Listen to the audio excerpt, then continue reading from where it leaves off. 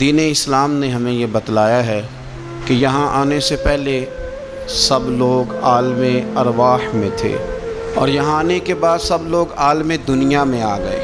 اس کے بعد جو آخری جہان ہے وہ عالم آخرت ہے، لیکن عالم دنیا اور عالم آخرت کے بیچ جو جگہ ہے اسے عالم برزخ کہا جاتا ہے۔ برزخ کا معنی تو پردے اور آڑ کے ہوتے ہیں، لیکن برزخ اس زندگی کو کہتے ہیں جو مرنے سے شروع ہو جاتی ہے اور قیامت کے قائم ہونے تک وہ زندگی انسان کے ساتھ رہتی ہے، اسے عالم برزخ کہا جاتا ہے۔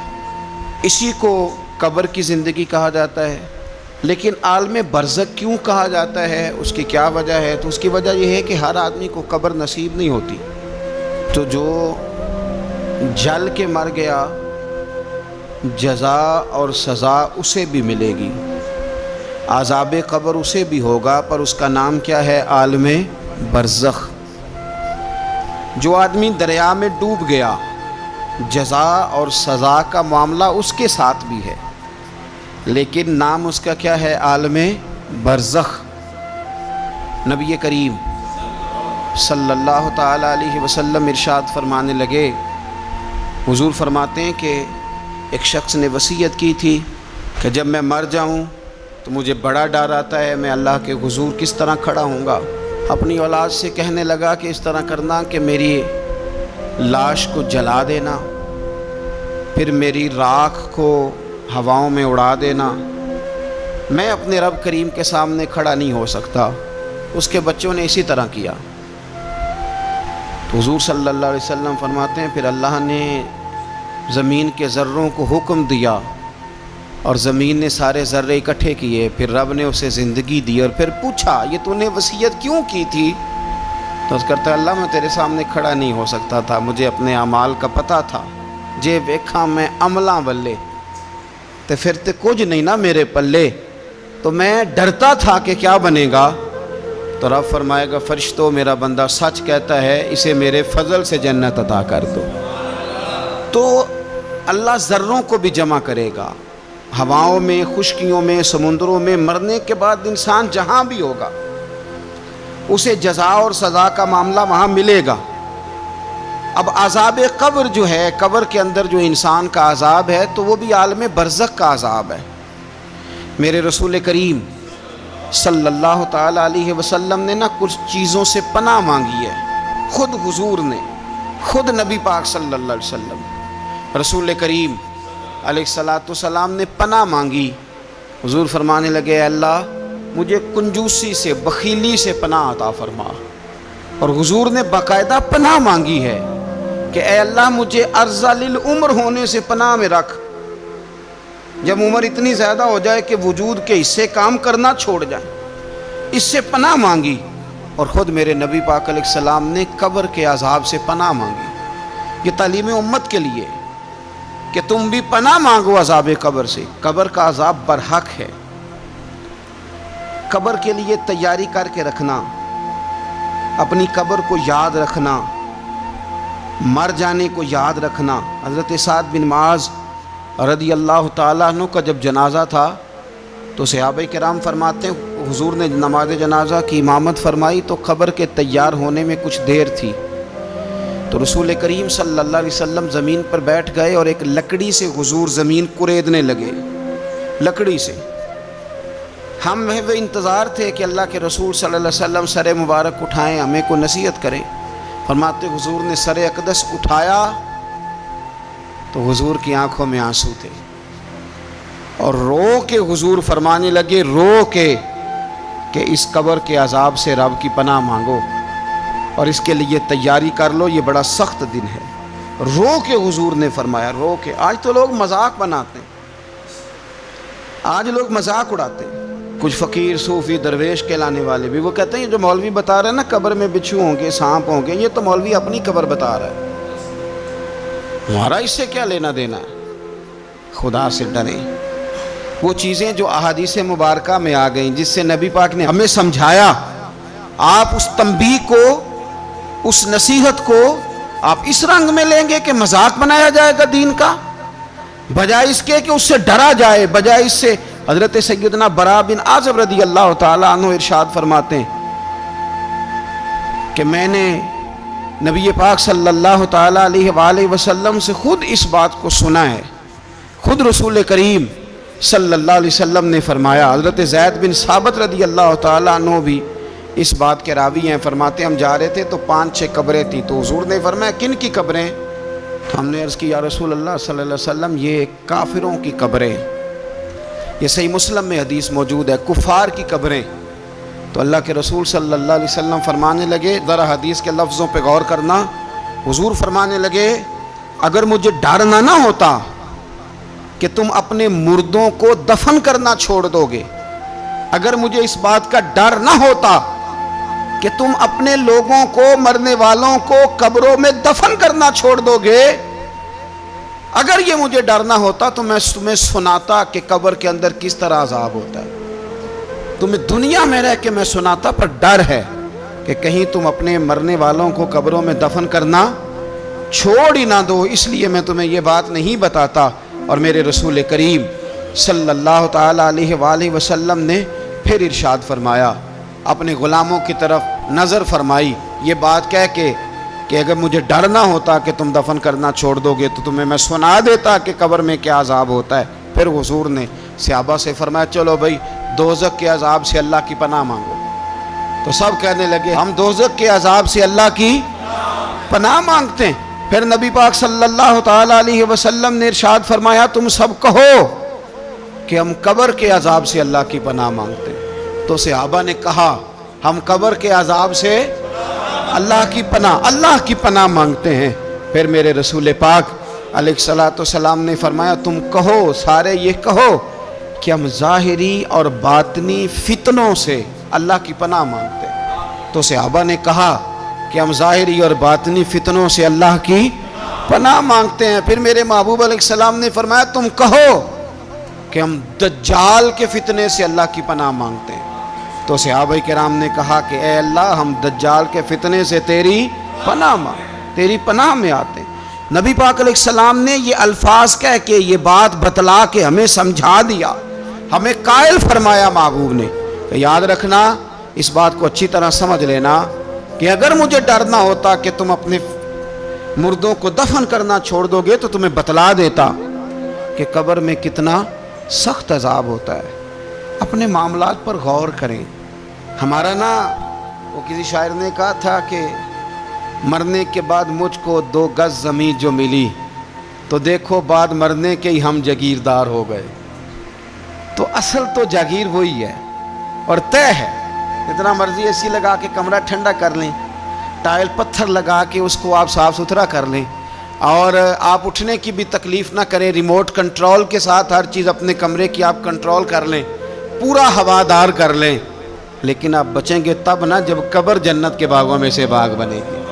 اگر وہ جنت کے باغوں میں سے باغ نہیں بنتی تو پھر فائدہ نہیں ہے۔ میرے رسول کریم صلی اللہ تعالیٰ علیہ وآلہ وسلم کے پیارے صحابی حضرت عثمان غنی رضی اللہ تعالیٰ عنہ فرماتے ہیں، یہ سنن ابو داؤد شریف کی حدیث ہے کہ حضور نے فرمایا جب میت کو دفن کر کے فارغ ہو جاؤ تو اس کی قبر پر کھڑے رہو۔ خود حضور بھی قبر پر کھڑے رہتے دفن کرنے کے بعد، اور فرماتے اس کے ثابت قدم رہنے کی دعا کرو، اس لیے کہ اب اس سے سوال و جواب ہوں گے، اب فرشتے اس کی قبر میں آئیں گے، اب اس سے پوچھیں گے، اب اس کے ساتھ وہ امتحان ہوگا، تو اس کے لیے دعا کرو، قبر پہ کھڑے ہو کے دعا مانگو۔ ایک حدیث میں فرمایا کہ اتنی دیر دعا مانگو کہ جتنی دیر اونٹ ذبح کر کے کھال اتار کے گوشت بنا کے، اونٹ ذبح کرنا سب سے زیادہ مشکل ہے، اونٹ ذبح کر کے کھال اتار کے گوشت بنا کے بانٹ دیتے ہو، اتنی دیر مرنے والے کی قبر پہ کھڑے رہ کے دعا مانگا کرو، کیونکہ اب فرشتے آئیں گے، سوال و جواب ہوگا۔ تو عذاب قبر، مصنف عبد الرزاق میں حدیث ہے کہ ایک بندے کو صرف 1 کوڑا مارا گیا تھا قبر میں، 1 کوڑا، 1 درہ، تو اس کی ساری قبر میں آگ بھڑک اٹھی تھی۔ تو پوچھتا ہے کہ یہ 1 کوڑا مجھے کیوں مارا گیا؟ تو انہوں نے کہا ایک وجہ تو یہ تھی کہ تو پاکی پلیدی کا خیال نہیں کرتا تھا، اور دوسری وجہ یہ تھی کہ ایک دفعہ ایک مظلوم نے تجھ سے کہا تھا میری مدد کر، اور تو مدد کرنے پہ قادر تھا، تیرے اندر ہمت تھی، پر تو اس کی مدد کے لیے تیار نہیں ہوا۔ وہ ہمارا مشہور فکر ہے نا کہ سانو کی لگے، پرائی لڑائی پرائی آگ نو اسی گھر کیوں لے آئیے۔ تو وہ جو ہمارا خاص معاملہ ہے نا کہ کسی کی مدد نہیں کرنی، وہ ہمیں خراب کرتی ہے، وہ ہمیں خراب کرتی ہے، ہمارے حالات بگڑ جاتے ہیں۔ ہم مدد کرنے پہ قادر ہوتے ہیں پر کسی مظلوم کی مدد، ایک کوڑا لگا تو پوری قبر میں آگ بھڑک اٹھی۔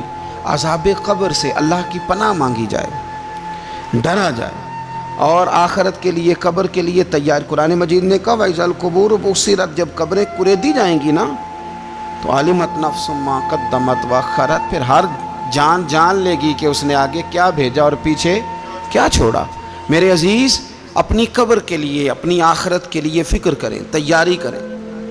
مولا رومی ایک بڑی خوبصورت مثال دیتے ہیں اور بڑے شاندار انداز میں بات سمجھاتے ہیں۔ وہ کہتے ہیں مصر کے اندر نا ایک رواج تھا کہ وہ سال کے آخر میں، سمجھ لیں ذی الحج کے آخری دن، یا جس طرح آج کل لوگ جنوری فروری سے کام چلاتے ہیں، تو وہ دسمبر کی آخری تاریخ کو نا پچھلے بادشاہ کو معطل کر دیتے تھے، اور یکم تاریخ کو وہ جا کے دریا کے کنارے کھڑے ہوتے تھے تو کشتی آتی تھی، جو پہلا آدمی اترتا تھا اسے بادشاہ بنا لیتے تھے۔ پورا سال اس کی بات مانتے، اور سال کے آخر میں جا کے پھر اس کو جنگل میں، جہاں جنگل میں درندے تھے، جھاڑیاں تھیں، خوفناک جگہ تھی، وہاں جا کے چھوڑ آتے تھے، درندے اسے پھاڑ ڈالتے۔ تو ایک سال ایک دانشمند آدمی اترا، وہ اس کو انہوں نے کہا کہ بھئی تو ہمارا بادشاہ ہے۔ انہوں نے کہا یہ کیا بات ہوئی، تو بادشاہ ہوں تو کیا مطلب؟ انہوں نے کہا جی ہمارا اصول ہے، پورا سال تیری بات مانیں گے، سال کے بعد جنگل میں چھوڑ آئیں گے۔ کہنے لگا سال تو بات مانو گے نا؟ نے کہا ہاں۔ کہنے لگا اچھا پھر سب سے پہلے مجھے وہ جنگل دکھاؤ جس میں تم نے آخر میں چھوڑ کے آنا ہے۔ پہلے مکان کے پہلے سوسائٹی میں، گھر کے پہلے قبرستان کی طرف حاضری۔ قرآن پاک کی جو ترتیب ہے نا موت و حیات کی، پتہ کس طرح؟ الذی خلق الموت والحیات، وہ رب جس نے موت اور زندگی پیدا کی۔ قرآن زندگی کا ذکر بعد میں کرتا ہے، موت کا ذکر ہے۔ تو مولا رومی کہتے ہیں وہ آدمی کہنے لگا پہلے دکھاؤ نا کہاں سال کے بعد لے کے جاؤ گے۔ تو انہوں نے جا کے وہ جگہ دکھائی، اس جنگل میں سال کے بعد ہم نے آپ کو لے کے آ کے چھوڑنا ہے۔ تو کہنے لگا ختم ہو گئی بات، اسی جنگل میں چھوڑو گے نا، کوئی اور تو نہیں؟ کہا جی اسی میں چھوڑیں گے۔ کہنے لگا بالکل ٹھیک ہے۔ پہلا حکم تخت پہ بیٹھ سے اس نے یہ کیا کہ جنگل کے اندر جتنی خاردار جھاڑیاں ساری کاٹ دو۔ اس جنگل میں جہاں آخر میں جانا ہے وہ ساری جھاڑیاں کاٹ دیں۔ پھر کہنے لگا جتنے درندے ہیں نا جہاں، وہ سارے مار دو۔ درندے مار دیے۔ کہنے لگا اب ہل چلاؤ، کیاریاں بناؤ، پھول لگاؤ، گلاب لگاؤ، چنبیلی لگاؤ، کرو اس کے اندر خوشبوئیں۔ وہ سارا سال وہ باغ کی تیاری کرتا رہا۔ سال کے بعد انہوں نے چارپائی پہ باندھا، جب اس باغ میں لے کے جا رہے تھے تو پرانے بادشاہ کہتے تھے نا نہیں میں نے نہیں جانا، چھوڑ دو، اتار دو، معاف کر دو۔ یہ پتہ کیا کہہ رہا تھا؟ کہہ رہا تھا عجلونی، ذرا جلدی کرو، ذرا جلدی کرو، جلدی کرو، مجھے لے جاؤ قبر میں اور جلدی سے مجھے وہاں چھوڑ کے آؤ جنگل میں۔ کیوں بھلا؟ اس لیے کہ اس نے فارغ بیٹھ کے موج نہیں کی، اس نے اپنی آخری جگہ کے پھل پودوں کی تیاری کی۔ او میرے بھائی، ہمارے پاس پیسہ آتا ہے تو گاڑی نہیں آتی ہے، اگر تھوڑا پیسہ زیادہ بڑھ گیا تو چلو وہاں بھی پلاٹ لے لو۔ کوئی بندہ بھی اپنی آخرت کے لیے، قبر حشر کے لیے سوچنے کو تیار ہے؟ جتنے مکان آپ نے بنانے ہیں نا، بچوں نے بعد میں لڑنا ہے، انہوں نے کہنا کارنے والا ابا مجھے کہہ گیا تھا کارنر والا تیرا ہے، نے کہا تھا مجھے ابا جی، مجھے کہہ گئے تھے کہ تم پہلے بڑا ہو گیا تھا، تو کمائی کرنے لگ گیا تھا، لہذا یہ سارا تیرا ہی ہے۔ وہ سب کو کوئی نہ کوئی بات ابا کان میں کہہ ہی جاتا ہے، سب نے اپنے حصے کی کوئی نہ کوئی بات یاد کی ہوتی۔ ابا نے کہاں جانا ہے؟ جہاں حالت بڑی خراب ہے، جہاں حالات بڑے پیچیدہ ہیں، مہربانی فرمائیں۔ وہ جو تیاری ہے نا آخرت کی، یہاں رہ کے قبر کی تیاری کریں، یہاں رہ کے وہاں کے کیڑے مکوڑے ماریں، پھر وہاں جانے میں کوئی پریشانی نہیں ہوگی۔ پھر تو بندہ بھاگ کے جائے گا، بندہ بھاگ کے جائے گا۔ میں سنیا رات قبر دی کالی، تو پھر کہنے لگے میں تے بھی سنیا اتھے اونے ہونا ہے جدے موڈے کملی کالی۔ تو یہ تو تب ہے نا کہ جب آپ نے اس کے لیے کچھ تیاری کی ہو۔ میرے رسول کریم علیہ السلام نے مومن کی قبر کا حال بھی بتایا، یہ تو ہے نا عذاب ان لوگوں کے لیے جو نافرمانی کرنے والے ہیں، یہ ان کی قبر کا حال بتایا۔ تو سنن ترمذی میں، صحیح ابن حبان میں حضرت ابو ہریرہ رضی اللہ تعالیٰ عنہ بیان کرتے ہیں کہ حضور صلی اللہ علیہ وسلم نے فرمایا جب میت کو قبر میں رکھا جاتا ہے تو اس کے پاس سیاہ رنگ والے اور نیلی آنکھوں والے دو فرشتے آتے ہیں اور اس کو اٹھا کے بٹھاتے ہیں۔ باقی حدیثوں میں 3 ہی سوال ہیں، لیکن اس حدیث میں حضور نے فرمایا انہوں نے بس میرے بارے میں ہی پوچھنا ہے، اٹھا کے بس میرے بارے میں صرف یہ پوچھنا ہے، بتا مدینے والے محبوب کے بارے میں دنیا میں کیا کہا کرتا تھا، کیا کہا کرتا تھا ان کے بارے میں دنیا میں۔ تو اعلیٰ حضرت بریلوی تو کہتے ہیں، میں نے تو کہہ دینا ہے، سرور کہوں کہ مالک و مولا کہوں تجھے، باغ خلیل کا گل زیبا کہوں تجھے، تیرے تو وصف عید تناہی سے ہیں بری، حیراں ہوں میرے شاہ میں کیا کیا کہوں تجھے، لیکن رضا نے ختم سخن اس پہ کر دیا، خالق کا بندہ خلق کا آقا کہوں تجھے۔ اور پیر میر علی شاہ صاحب کہتے ہیں میں نے وہاں یہ کہنا ہے کہ مکھ چند بدر شاہ شانی ہے تے متھ چمک دی لاٹ نورانی ہے، کالی زلف تے اکھ مستانی ہے، مخمور اکھی ہیں مد بھریاں، سبحان اللہ، ما اجمل کا ما اکمل کا ما احسن کا، تے کتھے مہر علی کتھے تیری ثنا، مشتاق اکھیں کتھے جاڑی۔ تو نبی پاک علیہ السلام فرماتے ہیں میرے بارے میں پوچھیں گے، میرے بارے میں۔ ویسے بھی ایک سوال لازمی ہوتا ہے نا، یہ والا سوال لازمی ہے، من ربو کا پوچھ کے نا تو جنت جہنم کا فیصلہ نہیں، ماں دینوں کا پوچھ کے جنت جہنم کا فیصلہ۔ ہاں بات اگر ختم ہونی ہے تو مدینے والے کے سوال پہ ختم ہونی ہے، اس لیے کھل کے نعتیں پڑھا کرو، راج کے درود پڑھا کرو، یہ بات یاد رکھیں، یہ فیصلہ حضور کی ذات پہ ختم ہونا ہے۔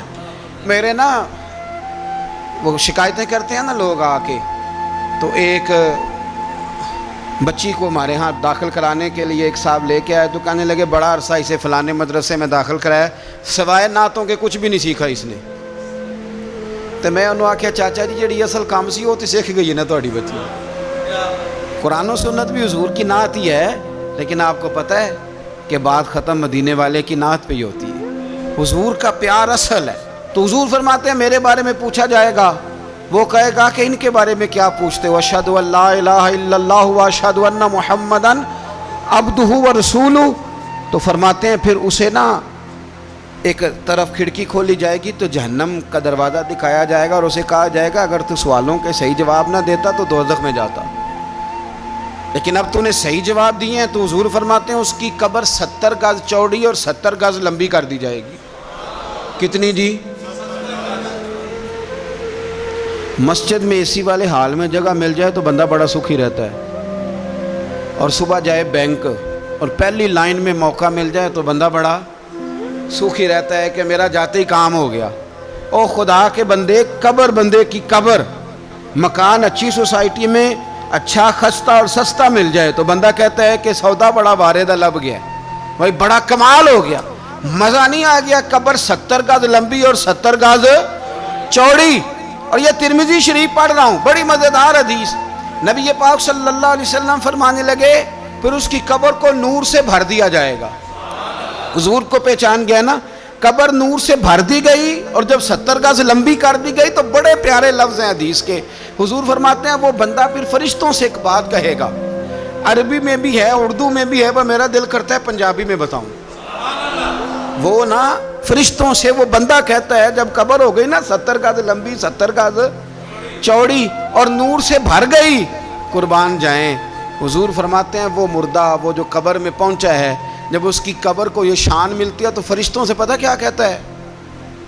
کہتا ہے میں گھر نہ دساں وہاں جا کے، یہ ذرا گھر نہ بتاؤں دوڑ کے، یہ ذرا میں اپنے گھر بتاؤں بھاگ کے کہ اللہ نے بڑی خیر کر دی، اپنی اماں نو دساں وہاں، اپنی اماں نو میں بچوں کو بتا کے آؤں کہ موج بن گئی ہے، میں ذرا میں بتاؤں اپنی بیوی کو، بتاؤں اپنے بہن بھائیوں کو، میں گھر نہ دساں وہاں۔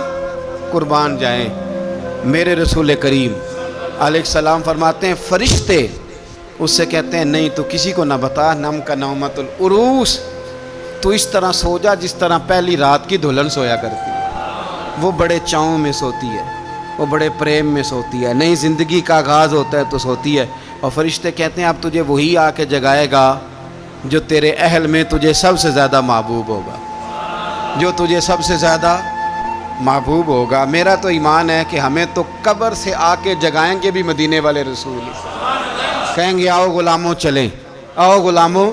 اور وہ کشمیر کے رومی وقت نے میاں صاحب نے کہا تھا بعد مرندے قبر میری تے میرے پیرا جے کر پامے پھیرا۔